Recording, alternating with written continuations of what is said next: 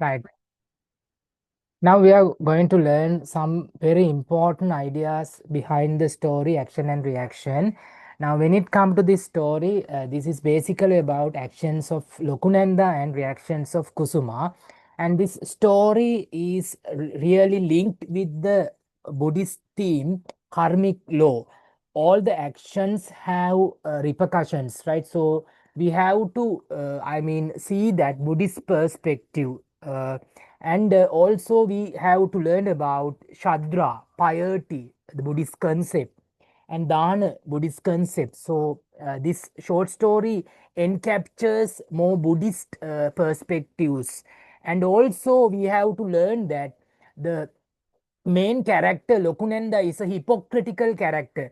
Why do I call she as a hypocritical character? Because she behaves in a very different manner to the outside society. She is an example to all of us. Now try to be like Lokunenda. She is an example to all of us. So she has become a role model to the outside world, but inside she has done some serious mistakes. She has mistreats Kusuma. So she has become kind of a hypocritical character in the story. This thing is clearly understood by the omnipresent narrator Mahinda, because Mahinda is a character in the story. So Mahinda knows the inside perspective, and Mahinda knows the Chitra Fernando knows the outside perspective also. So this story carries inside perspective from Mahinda's narration and outside perspective from Chitra Fernando's perspective. So it is a omniscient narration. So in that narration, we understood that Lokunanda is a hypocritical woman, and there are certain issues behind this story, because she looks like 12, but she looks like 9, but she looks like 12, but she is 9. She looks like 9, but she is 12. So this is malnutrition. And there are certain, she never held a book in her hand, uneducated vernacular education system. And Lokunanda is really very bad character, because she denied Colombo journey. She didn't give much pleasure to Kusuma. Therefore Lokunanda is supposed to be a very cruel character in this short story. And this story shows about certain class differences in the society, like class differences in the society. And there are certain characters, Lokunanda, Kusuma, the power hierarchical differences we can understand. And also we have to learn, some other characters like Mahinda's father, and Punchinanda. And Punchinanda didn't like to go to Lokunanda's house. So unmarried women issue, that is also we can see according to Sigmund Freud, that mean unmarried women are really jealous of others life, right? So this story encaptures lot of very important concept and insect story technique. In the story we have another story that is about that story about the story about uh, yeah, the story about something insect story. That means within the story Niragada Jataka is there. So that is insect story technique is we can find this story.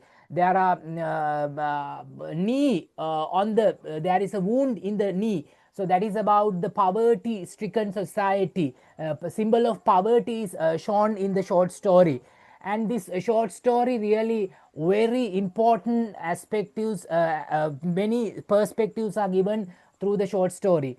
And you have to understand a story that looks at middle class values and a false notion of poverty satirically culturally related to Sri Lanka, because its setting is Sri Lankan, and time also related to Sri Lankan identity like that. So this story is basically about Sri Lankan identity.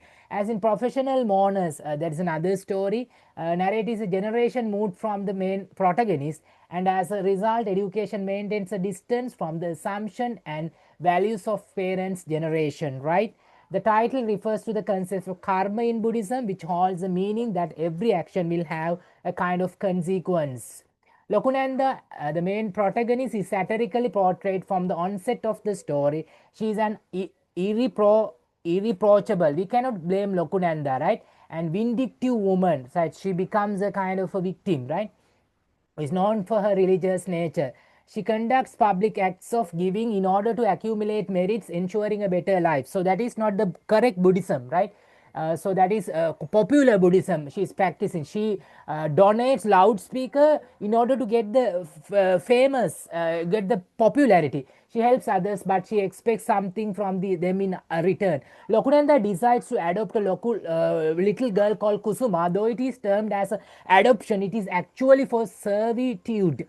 Kusuma is very much a servant in the story. It is quite evident that although Lokunanda was talking about giving, she never gave righteous thing to Kusuma's life. Example, she didn't allow Kusuma to be an educated person. She prevents the marriage of Priyadas and Kusuma. So that is a very bad thing. Personal life of Kusuma is violated.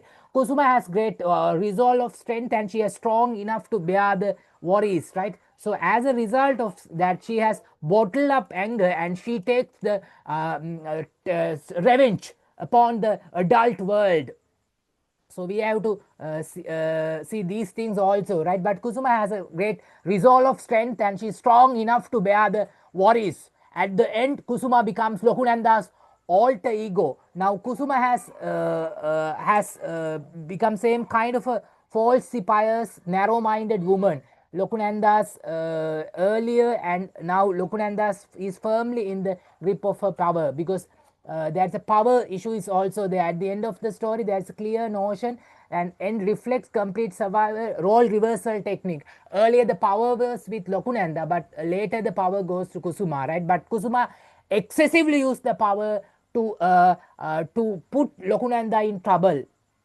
Mahinda and Mala can be termed as epitome of karmic law. They are young and have a far broader outlook of the world. Mahinda narrates the story nicely, right? The themes we have to learn, like notion of karma, false piety, and dasaparamitas. The priest talks about the spirit of giving in contrast to what Lokunanda and others consider giving. Social and religious middle class values, underlying frustration of an unmarried woman, child adoption, appearance versus reality. So some of the themes we have to discuss. A typically Sri Lankan story. They use diction as a typically Sri Lankan flavor with Sinhala lexical items and named Lokunanda Kaum. So there is a Sinhala identity also there. Humor and irony is there in the story. And first person narration, because sometimes the Chitra Pranandu narrates, sometimes Mahinda narrates. So it's a kind of omniscient narration also. So we can learn more details in future also. So you can learn more things from my knowledge.